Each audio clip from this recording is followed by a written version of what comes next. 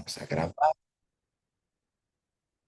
Hola Gaby, Z, ¿cómo estás? Qué gusto. Qué gusto en verdad a todos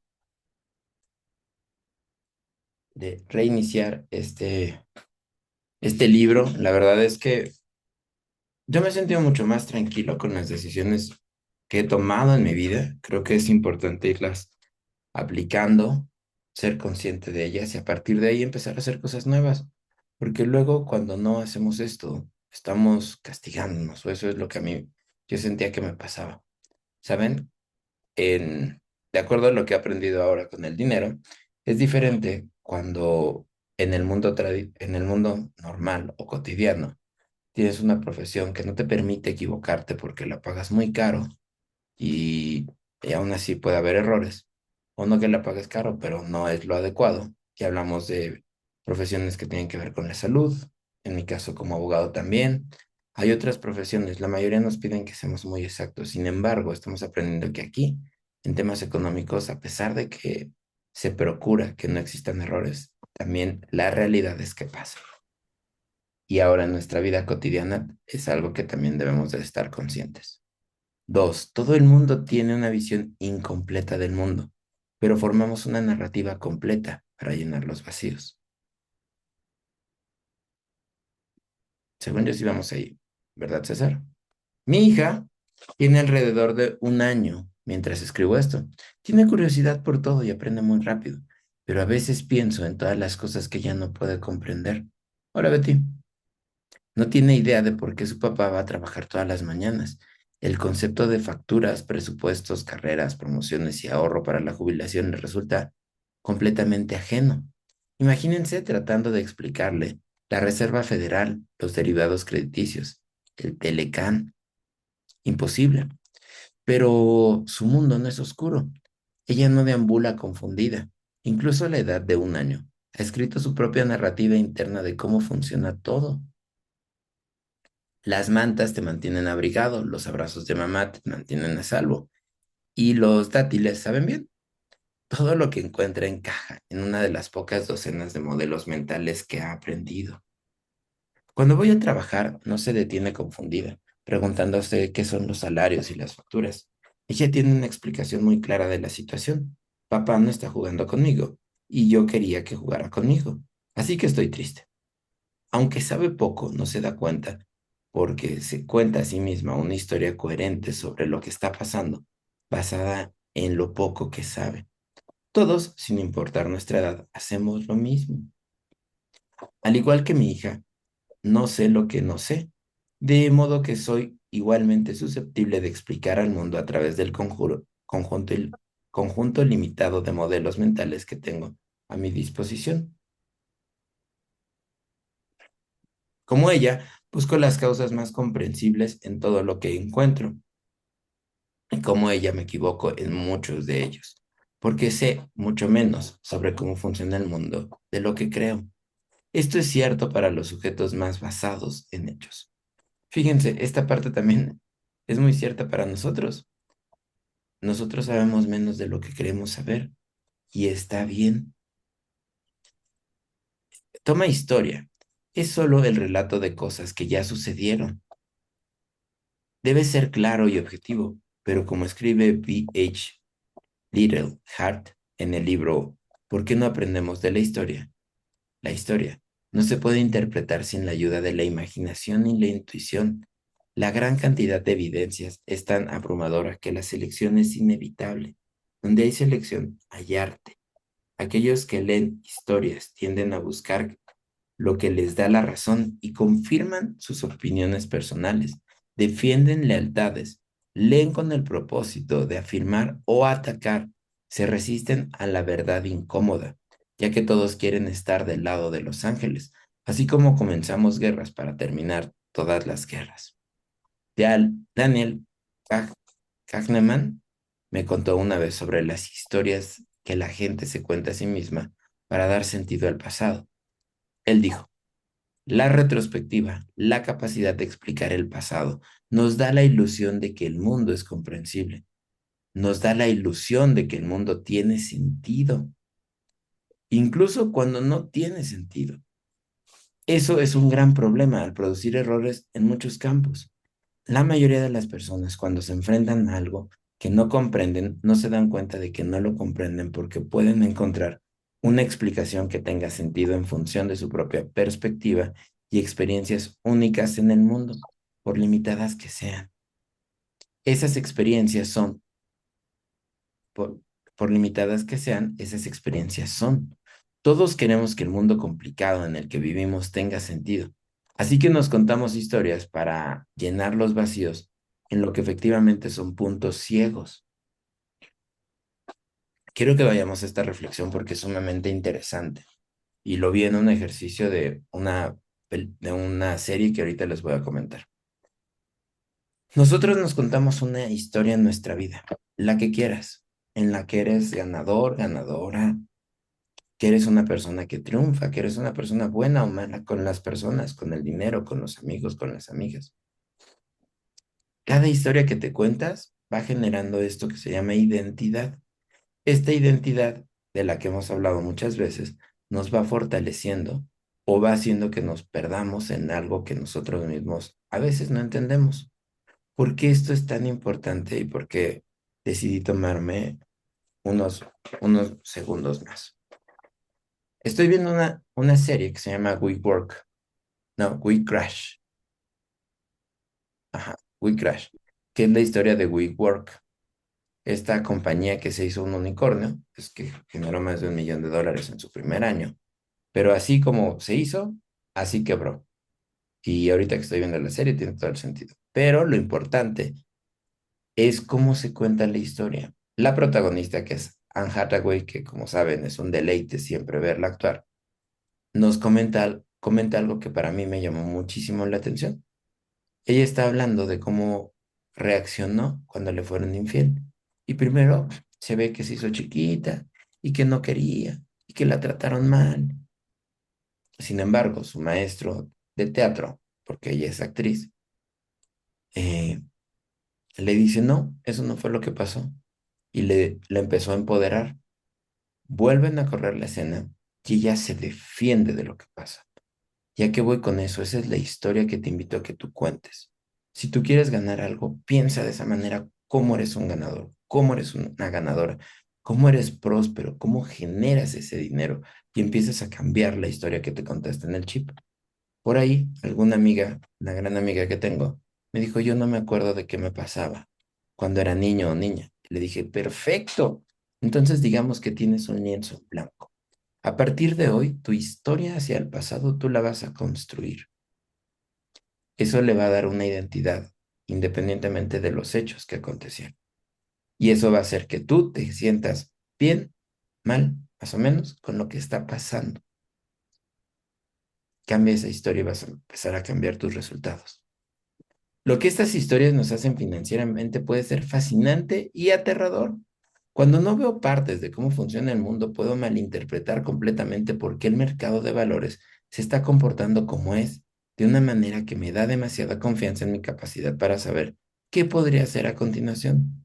Parte de la razón por la que procrastinar el mercado de valores y la economía es tan difícil es porque usted es la única persona en el mundo que piensa que el mundo funciona como usted. Cuando tomas decisiones por razones que ni siquiera puedo comprender, es posible que te sigas ciegamente hasta tomar una decisión que sea adecuada para ti y desastrosa para mí. Así como vimos en el capítulo 16, se forman las burbujas. Aceptar, con gusto, Alba Roca. Aceptar cuánto no sabes significa aceptar cuánto de lo que sucede en el mundo está fuera de tu control y eso puede ser difícil de aceptar. Piensa en las previsiones del mercado. Somos muy, muy malos con ello. Una vez calculé que si simplemente asume que el mercado sube cada año por su promedio histórico, su precisión es mejor que si siguen los pronósticos anuales promedio de los 20 principales estrategas del mercado, de los grandes bancos de Wall Street. Nuestra capacidad para predecir recesiones no es mucho mejor, y dado que los grandes eventos surgen de la nada, los pronósticos pueden hacer más daño que bien, dando la ilusión de previsibilidad. en un mundo donde los eventos imprevistos controlan la mayoría de los resultados. Carl Richards escribe, el riesgo es lo que queda cuando crees que has pasado en todo. Lo que, más bien, perdón, la gente lo sabe. No he conocido ningún inversor que realmente piense que los pronósticos del mercado en su conjunto sean precisos o útiles, pero todavía existe una enorme demanda de pronósticos, tanto en los medios como en los asesores financieros. ¿Por qué? El psicólogo Ted- Tedlock escribió una vez, tenemos que creer que vivimos en un mundo predecible y controlable, por lo que recurrimos a personas que parecen autorizadas y que prometen satisfacer esta necesidad. Es decir, es muy fácil que cuando empezamos a creer en alguien, estemos creyendo más en su look que en lo que sabe. Y es una cuestión de percepción y está bien.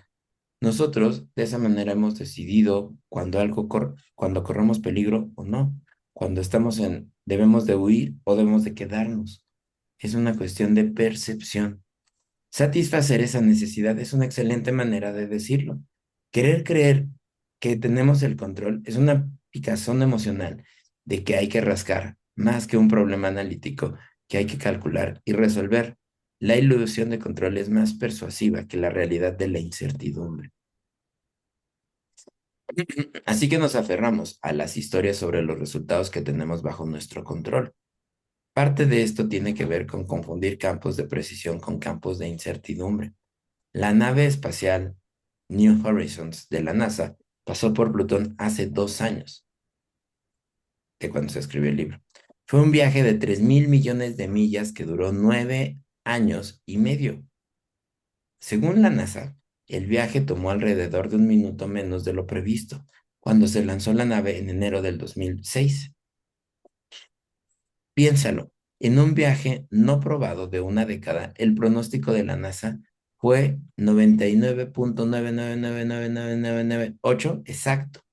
Eso es como pronosticar un viaje de Nueva York a Boston y tener una precisión de 4 millonésimas de segundo. Está cañón, ¿no? Pero la astrofísica es un campo de precisión, de precesión. No se ve afectado por los caprichos del comportamiento y las emociones humanas, como las finanzas. Los negocios, la economía y la inversión son campos de incertidumbre impulsados de manera abrumadora por decisiones que no se pueden explicar fácilmente con fórmulas limpias, como un viaje a Plutón. Pero queremos desesperadamente que sea como un viaje a Plutón porque la idea es de que un ingeniero de la NASA tenga el 99.9998% de control de un resultado es hermosa y reconfortante. Es tan reconfortante que nos sentimos tentados a contarnos historias sobre cuánto control tenemos en otras partes de nuestra vida, como el dinero. Fíjense qué interesante es. El control nace a partir de una necesidad que tenemos y un miedo que tenemos. Ese miedo de querer hacer que las cosas pasen como nosotros queremos. Yo tomo una terapia de tanatología y justamente es algo que me explicaba. Cuando tenemos más miedo, buscamos más control. Y es cuando buscamos y nos molestamos que todo no esté saliendo como queremos. Entonces, la próxima vez que tú veas a una persona que en tu mente o en tus palabras dices que es controladora, piénsalo, está sufriendo algo de lo cual tiene mucho miedo. Y te invito a que tengas, si está en tus posibilidades, empatía, porque tal vez eso es a lo que se refiere ese control. Kahneman una vez expuso el camino que toman estas historias. Al planificar nos enfocamos en lo que queremos hacer y podemos hacer, descuidando los planes y habilidades de otras personas cuyas decisiones podrían afectar nuestros resultados. Tanto al explicar el pasado como al predecir el futuro, nos centramos en el papel causal de la habilidad y descuidamos el papel de la suerte. Nos enfocamos en lo que sabemos y descuidamos lo que no sabemos, lo que nos hace tener demasiada confianza en nuestras creencias. Describió cómo esto afecta a las empresas. He tenido varias ocasiones para hacerles a los fundadores y participantes de startups innovadoras una pregunta. ¿En qué medida dependerá el resultado de su esfuerzo de lo que haga en su empresa? Evidentemente, Esta es una pregunta difícil. La respuesta llega rápido y nunca ha sido inferior al 80%, incluso cuando no están seguros de tener éxito. Estas personas audaces piensan que su destino está casi por completo en sus propias manos. Seguramente se equivocan, seguramente están equivocados. El resultado de una puesta en marcha depende tanto de los logros de sus competidores y de los cambios en el mercado como de sus propios esfuerzos. Sin embargo, los emprendedores naturalmente se enfocan en lo que mejor saben, sus planes y acciones. Las amenazas y oportunidades más inmediatas como la disponibilidad de financiamiento. Todos hacemos esto hasta cierto punto. Claro, nos ayuda a estar vivos. Y como mi hija, no nos molesta en lo más mínimo. No deambulamos ciegos y confundidos. Tenemos que pensar en el mundo en el que operamos. Tiene sentido en función de lo que sabemos. Sería demasiado difícil levantarse de la cama por la mañana si sintiera lo contrario. Pero el extraterrestre dando vueltas sobre la Tierra, el que confía en saber lo que está sucediendo basándose en lo que ve, pero resulta estar completamente equivocado porque no puede conocer las historias que suceden dentro de la cabeza de los demás. Él es todos nosotros. Chan, chan, chan. Y tiene todo el sentido del mundo. A mí me encanta porque cuando proponemos negocios, el día de ayer me salieron con una respuesta bien interesante. Nuestra empresa cotiza en bolsa. No sé si alguna vez el chico al que le presenté, bueno, al que le presentamos, haya visto la bolsa de valores alguna vez, porque me dijo, voy a analizar cómo le ha ido en la bolsa. Y yo, qué respuesta tan irrazonable, porque no te estoy invitando a que tomes el riesgo de una persona que está en la bolsa, pero está bien. Tengo un amigo que si hace eso y dice, van muy bien, como todo, hay bajadas y hay subidas. Y es curioso porque cuando no sabes y ves una bajada, dices, no, esto está quebrando. Y no te das cuenta que es una bajada normal. Se tiene que estabilizar. Pero he ahí lo interesante, cómo nosotros hacemos que las cosas vayan pasando. Y eso hace que todo vaya cambiando. Ten un poco más de paciencia. 19. Todas juntos ahora. Lo que hemos aprendido sobre la psicología de su propio dinero. Felicitaciones, sigues leyendo. Felicitaciones a todos. Es hora de unir algunas cosas que hemos aprendido. Este capítulo es un pequeño resumen, algunas lecciones breves y prácticas que pueden ayudarlo a tomar mejores decisiones financieras.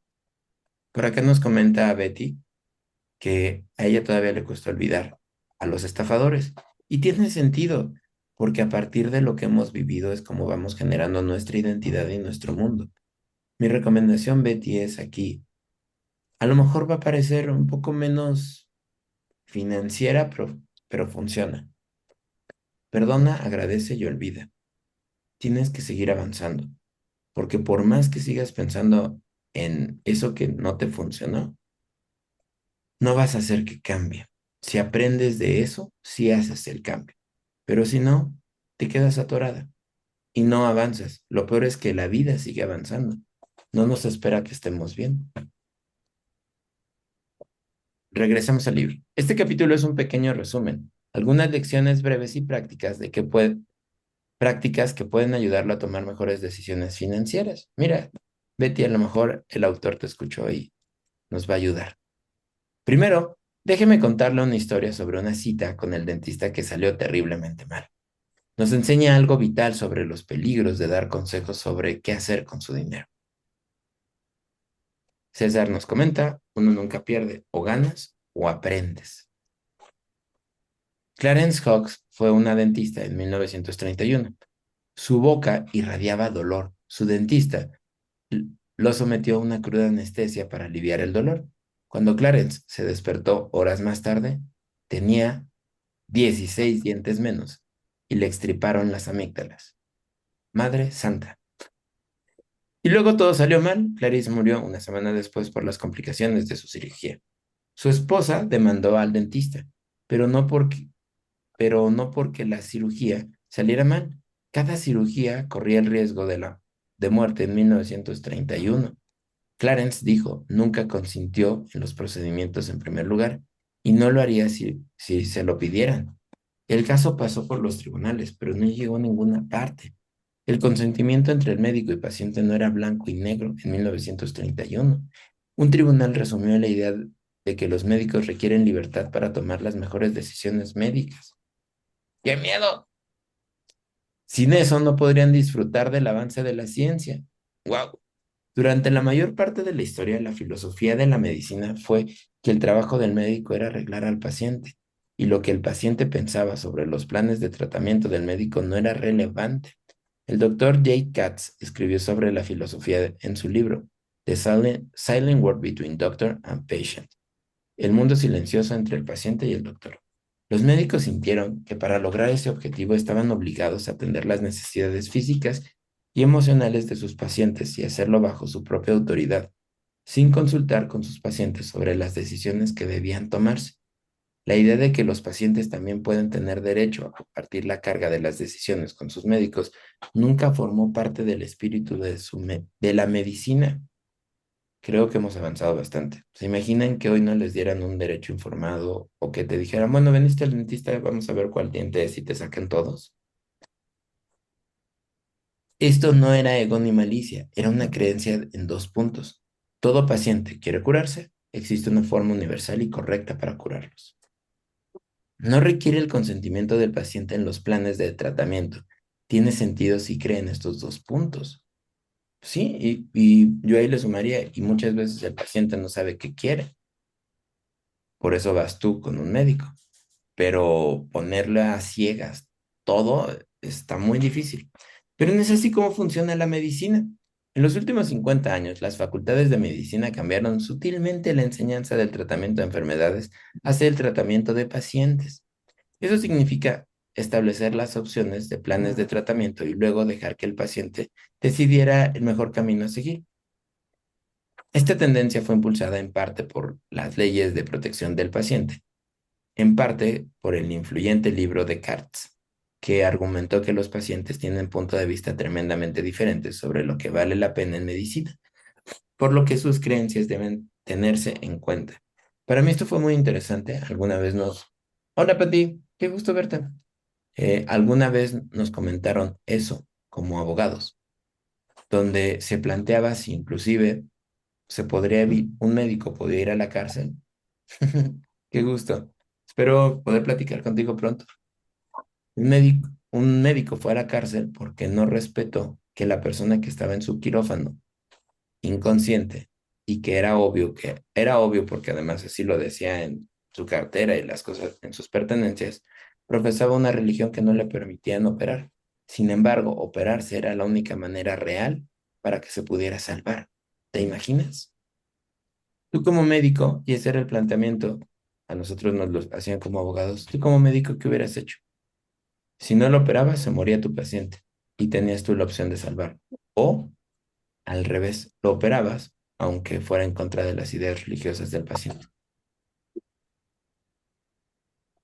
Si quieres, ponlo ahí en el chat.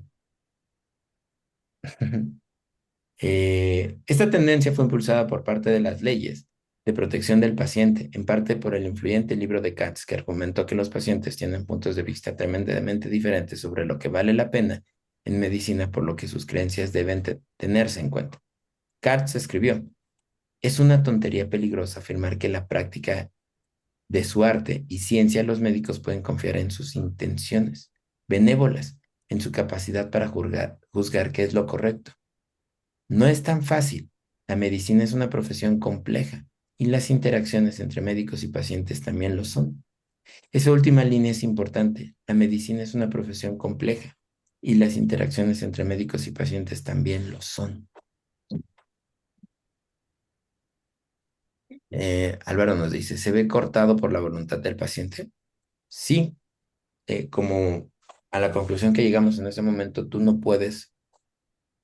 El doctor se veía inhabilitado realmente atender al paciente y se tenía que excusar en algo que el paciente había manifestado como su voluntad, porque tú como doctor no podrías llegar más allá de lo que el paciente te permite.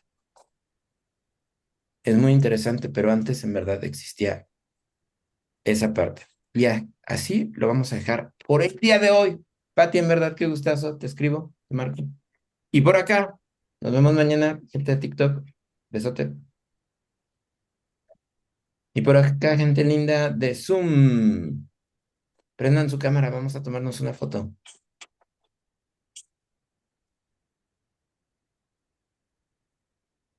Y qué gusto verlos. Saludos a todos. Que tengan un extraordinario día. Al ratito subo la grabación. Bonito día a todos. Bye. Gracias.